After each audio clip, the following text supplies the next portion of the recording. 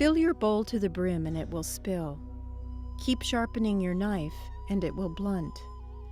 Chase after money and security and your heart will never unclench. Care about people's approval and you will be their prisoner.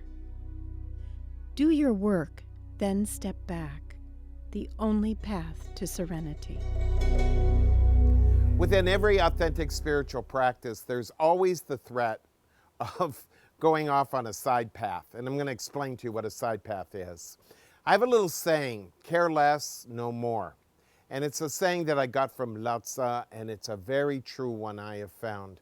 Most people that try a spiritual path only do it intellectually. So they come up with moral ideas and ideals, and then they come up with theoretical ideas, and then they come up with a big story about reincarnation or something. And before you know it, you have this panoramic kind of MGM movie that has nothing to do with the meaning of your life and mine. A side path is when I take my emotions and I have to go off somewhere, off the side of my practice, and start fantasizing or believing or thinking or doing old patterns again.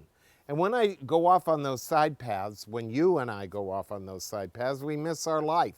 We miss the meaning of it. Now, a lot of people have made their entire lifetime nothing but going from one side path to another to another. The object of a spiritual practice, an authentic one, is to have that place where you're walking kind of the straight and narrow. As Jesus said, to live in the world, but not to let the world live in you.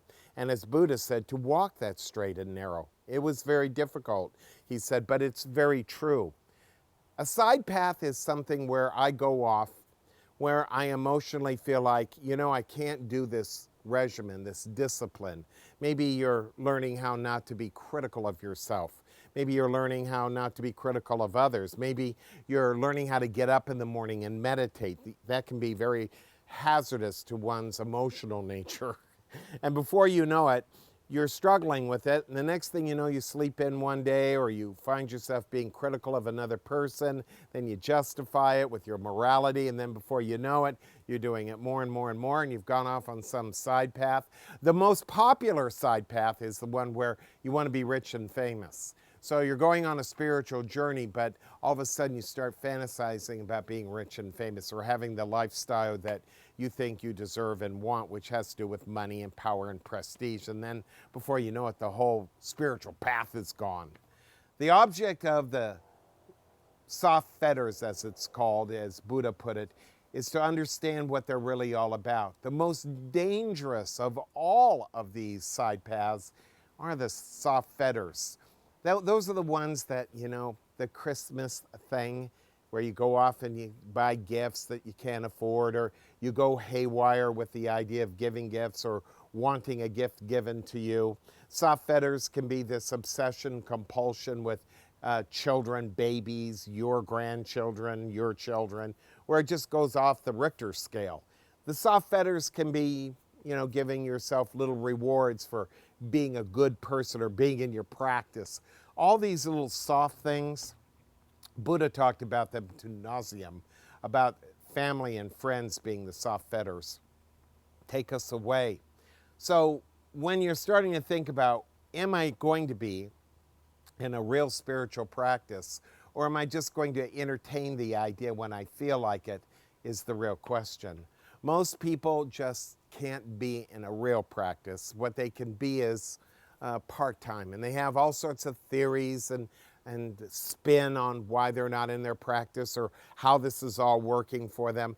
But eventually, and I tell you this with great authority after 40-some years of being a teacher, for every gratification you have, for every emotion, for every soft fetter you have, there's a dark side of the moon. And there is something that is what I call the payback, the dark side of all of this.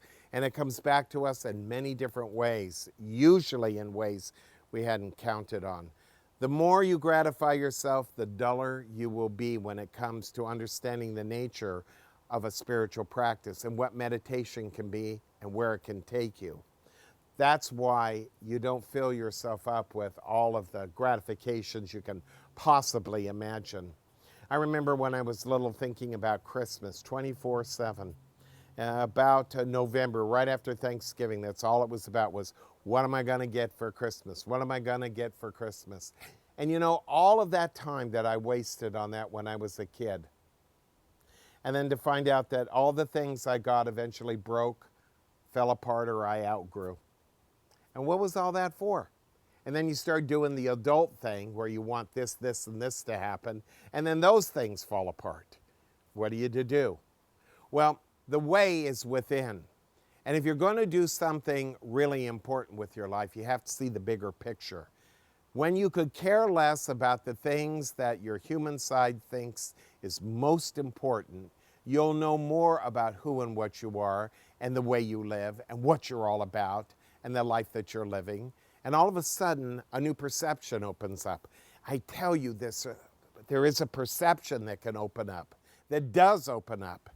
And you see things in a bigger picture mode, where you're not looking at the finite part of your life, you're looking at the bigger picture of your life. And all of a sudden, you start to see there is a pattern to all of this. There is something bigger than what I can think. And when I am no longer interested in what I can think, but willing to experience what is within me, that's when I've hit the Tao.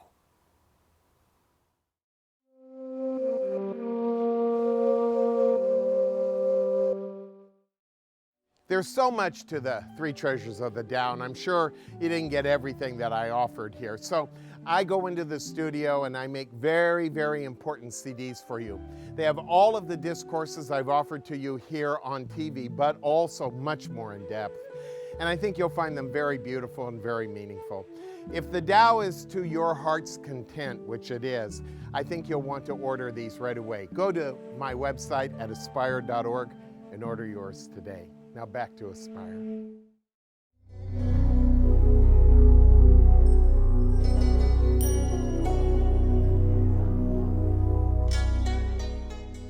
So let's do two side paths right now, and I'll do two more at the end of the program. The first one, Lao-tzu talks about don't fill the bowl to the brim because it will start to slosh and obviously spill. What does he mean by that? He's saying don't get too excited about anything and everything. Wait, watch. See things for the way they are. Don't live to be full, live to be empty. You know, it's kind of like the tortoise and the hare. Who won the race? Eh? It was the tortoise. And why? Because he paced himself. And that's exactly what you and I have to learn to do with our life and with our emotions. You want just enough emotion to be able to do something, but not too much to deplete you. Your energy works off of the whole effort of being in the middle of the road, of learning how to live in the middle, not from one extreme to another, which is what most of us do. Living in extremes depletes your energy, depletes you, and won't let you finish whatever it is you're trying to work on within yourself. So start to think about that a little bit. More is not better. Less could be best. The emptier you are, the more insightful you will be, the deeper will be your experience, and more importantly, you'll be able to use inner reservoirs of energy that you never knew you had before. The reserve that lives within you that is loving and kind is endless.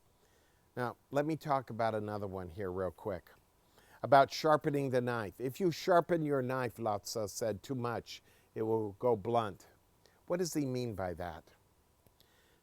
These two things are very important if you're going to work on yourself. It has to do with being overly critical, being sharp up here. The knife that cuts the most is up here. How much love can you take before you can't take anymore? How much kindness can you take before you can't take anymore? I watch people use their logic and reasoning to cut themselves down and to cut other people out. I've watched it many, many times. I'll reach a certain teaching with a student, and it'll get right to that point where they could go into something very powerful, but they don't do it. Their mind just goes and snips it because the mind can't go there. Before you know it, you've lost it all. Being sharp is one thing. Cutting yourself is another. Learning how to be sharp inside, sharp enough to see through the illusion and delusion is one thing. But to use your mind in a way that undermines your life, you don't want to go there. Now, you put these two together. You put the first one together about not running amok in your emotions and not using your logic and reasoning to cut you down. Now you've done something very interesting. You're on a new plane in life. You're on a new level in life. Instead of being emotional and then cutting yourself out or cutting yourself down or cutting other people out of your life, now you're living in an inclusive way, a oneness way. When your emotions are less, your mind won't be so severe. And when the mind is not so severe, the insight grows deeper. Your meditation will change form. It'll change the way it works in you. Meditation works in unique ways. It offers not only another perception, but a depth and a clarity.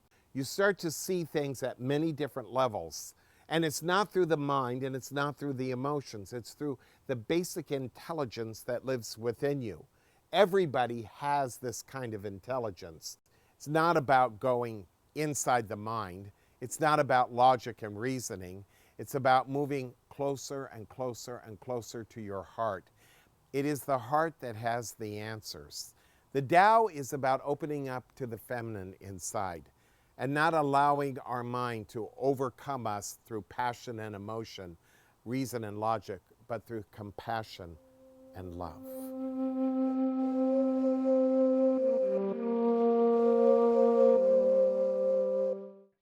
There comes a time in everybody's life where they feel like they really need a change in their living.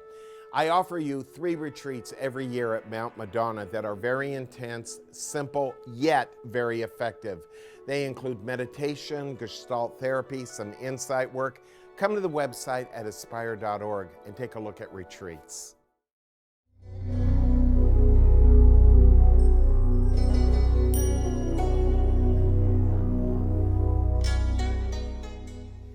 But the last 2 are the really most difficult side paths, and these are ones that people live by. The first one Lao-tzu talks about is the fact that if we're too concerned with security and money, our hearts will be clenched, as he said. And that is really true. I've never met a person who had money issues who could be in a spiritual practice. Remember the rich kid that comes to Jesus and wants to follow the way, but Jesus gives him the command of what he needs to do. He can't do it. And then Jesus looks at his disciples and talks about the whole idea that those who are rich in the world cannot be rich in spirit. And he's right. I've seen the same thing. People who hoard money, think money is everything, want security, don't want to work, don't want to see the bigger picture really. They just want their life on their terms. These are the people that never find the heart. And to find the heart of your life means you're going to have to let it flow. I have lived on the edge for a long, long time, and at times it can be kind of spooky, I can tell you that. But the whole idea is you're going to be taken care of. There's no way I can sit here and talk to you on this program and try to convince you of the fact not to be concerned about your security and money, but I can guarantee you, security is not found in money, and money does not grant security. And no matter what you may think, you're never going to be secure, no matter how much money you have. What is your number? What's the number that you think would make you feel secure? I guarantee you there is none. So if your heart is clenched, you'll never be able to receive the teachings. If your heart is clenched, you'll never be able to see through perception of love. You will never know love. You will have all the affection you may want, but how will you know who really loves you? Do they love you for you, or do they love you for your money?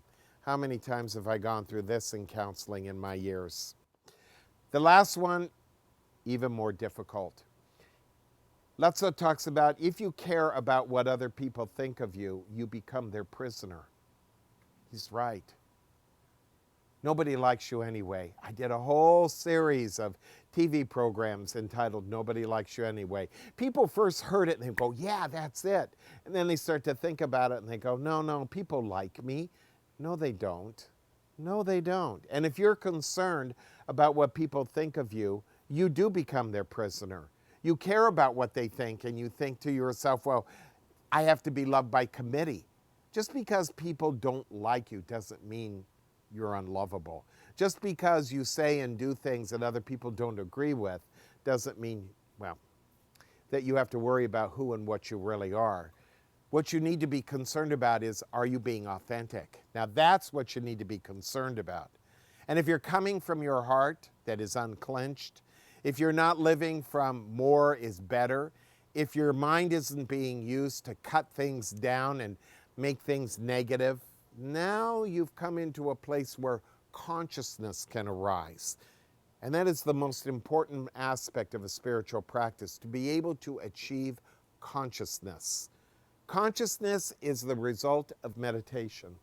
It is a result of living an aware life, a life where you are no longer trying to seek what is good and bad or right and wrong, where there isn't this sense of morality, there's a sense of love. And love is the greatest and the only morality there really is. So when you're really working on yourself, as Lao-tzu talks about it in the Tao, you're in the flow of something that is beyond the common thinking of most of us. You're not worrying about your money, you're not worrying about your possessions, you're not worrying about what other people think of you. You're learning to live your life on that straight and narrow. It's really a discipline. And in that discipline, you will find a freedom that you've never known before. Only in discipline do we find the freedom of our own life and the meaning of ourself in the face of our own life. Discipline is not doing things that, you're told you shouldn't be doing. Discipline is not doing those things that hurt you. And when you are willing to see what hurts you and how many gratifications in the end turn on you and make you and I dull and ignorant, that is when you've come to a momentous point in your life. The Tao isn't for everyone. A spiritual path isn't for everyone. An authentic spiritual path is not for everyone. You can sell books and tapes and CDs and all sorts of things, telling people what they want to hear and promoting the idea that you can have it all. And as I've said before in this series, you can't have it all. It isn't about having it all. It's about having what's really important in life and learning how to live for those things that you can take with you through death. Those are the most important things in life. And no matter what anybody tells you, it is those things that give you the meaning of yourself and life. Please forgive me. Namaste.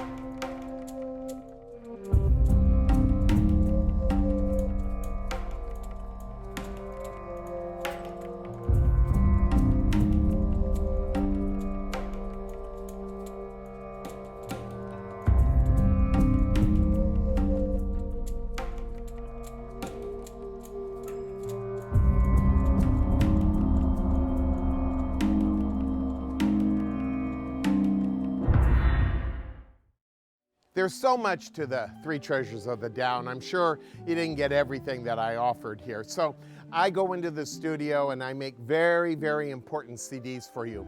They have all of the discourses I've offered to you here on TV, but also much more in depth. And I think you'll find them very beautiful and very meaningful.